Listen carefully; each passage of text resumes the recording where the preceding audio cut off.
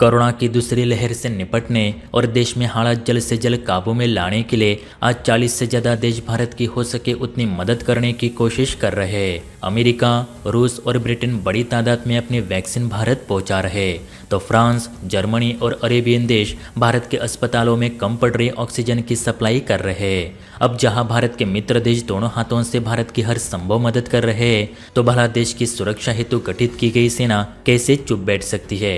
Army और air force तो पहले ही कोरोना महामारी की इस जंग में मैदान में उतर चुकी है। अब बचे कुचे मोर्चे को संभालने इंडियन नेवी भी फ्रंट लाइन पर आ चुकी है।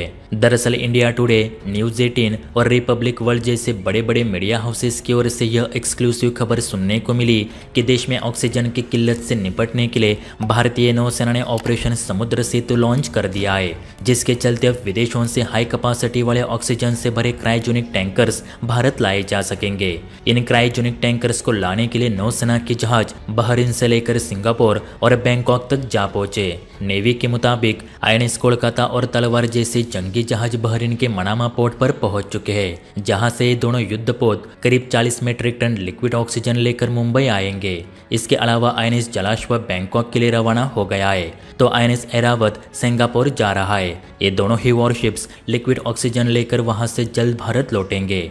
अब आप में से कई लोग ये भी सोच रहे होंगे कि इन क्रायोजेनिक टैंकर्स को समुद्री रास्ते के बजाय हवाई रास्ते से क्यों नहीं लाया गया। एयरफोर्स के विशालकाय मालवाहक विमानों के माध्यम से बड़ी तेजी से इन टैंकर्स को भारत लाए जा सकते थे, तो इस पर नेवी के अधिकारियों ने बताया कि नॉर्मल ऑक्सीजन के मुकाबले लिक्विड ऑक्सीजन काफ़ी अस्थिर रहता है और उड़ान के दौरान विमान के अंदर जो प्रेशर में बदलाव आते हैं उससे लिक्विड ऑक्सीजन लीक भी हो सकती है।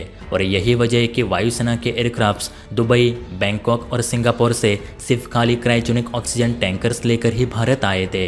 रक्षा मंत्रालय के मुताबिक अब तक वायुसेना विदेशों से 39 ऑक्सीजन टैंकर्स लेकर भारत आई है। इन टैंकर्स की कुल क्षमता करीब 670 मीट्रिक टन है। इसके अलावा देश के एक हिस्से से दूसरे हिस्से तक में भी खाली टैंकर्स लाने ले जाने का काम वायुसेना के ट्रांसपोर्ट एयरक्राफ्ट कर रहे हैं। पिछले कुछ दिनों में वायुसेना के अलग अलग विमानों ने करीब 124 उड़ानें भरी, जिनमें करीब 1798 मीट्रिक टन ऑक्सीजन भरी जा सकती है।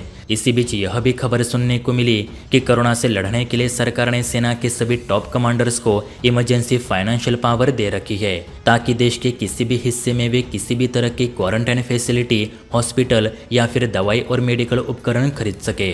बताते चले कि मंत्रालय की तरफ से आर्म फोर्सेस मेडिकल सर्विस के सैनिक डॉक्टर्स की भी फाइनेंशियल पावर बढ़ा दी गई है, ताकि जितनी जल्दी हो सके उतनी जल्दी हालातों को काबू में किया जाए। उम्मीद करते हैं कि देश में कोरोना का संकट जल्द खत्म हो जाए।